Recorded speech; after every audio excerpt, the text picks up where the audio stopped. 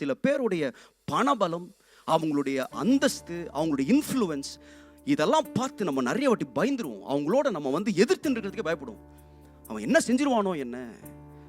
ஒருவேளை probably are going through a season. நீங்கள் போய்கொண்டிருக்கிற இந்த காலத்தில் யாரோ ஒரு மனுஷன் உங்களுடைய வாழ்க்கையில் அவங்களுடைய பணத்தை வச்சு, அவங்க அந்தஸ்தை வச்சு, அவங்களுடைய பேச்சு திறமையை வச்சு அவர்கள் பல ஆயுதங்களை நமக்கு விரோதமாய் கொண்டு வரலாம். இப்போ ஒருத்தன் இவ்வளோ ஆயுதங்களோட ஒருத்தன் வராங்க. The weapons of the enemy that caused me to fear.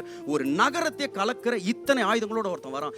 இந்த ஆமான ஆண்டவர் கதையை முடிச்சாரு. எப்படி தெரியுமா முடிச்சாரு? ₹1 செலவில்லாம முடிச்சாரு. Not a single rupee spend பண்ணாருங்க ஆண்டவர். நான் யோசிச்சு பார்த்தேன், அவன் கையில் அவ்வளவு பணம். ஆண்டவர் சொல்றாரு, அவனை முடிக்கும் பொழுது, அவனுடைய கதையை முடிக்கும் பொழுது அவங்க 2 பேர் போய் சொல்றாங்க, ஐயா அவனை தூக்கு போடுறது சொல்லிங்க, இவனை தூக்கு மேடை செய்யணும் அவசியமே கிடையாது, அது கூட செலவு பண்ணல, அவனே செஞ்சு வச்சிருக்கிறான். எப்படி பார்த்தீங்களா ஆண்டவர். நான் சொல்றேன், உங்களுக்கு விரோதமாக பணபலத்தை வைத்து, அந்தஸ்தை வைத்து, அவங்க இன்ஃப்ளூயன்ஸ் வச்சு கொண்டு வராங்களா, நீங்க அவங்களை கண்டு பயப்படாதீங்க. Don't ask God to match that weapon with weapon. ஆண்டவர் 3,40,000 கிலோ வெள்ளி வரான், எனக்கு அட்லீஸ்ட் ஒரு 2 லட்சம் தேவையில்லை. முறதகாயிட்டு ஒண்ணுமே இல்லைங்க. வாசற்படியில் உட்காந்துருக்கிற ஒருத்தன், ஒரு மனுஷன் இவ்வளவு பலத்தோட வராங்க, செலவே இல்லாம ஆண்டவர் வச்சு முடிச்சாரு. நான் சொல்றேன், இன்றைக்கு நீங்க நம்புகிற தேவன் மிகப்பெரிய தேவன்.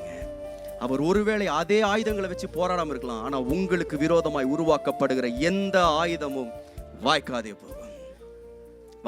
போகும்.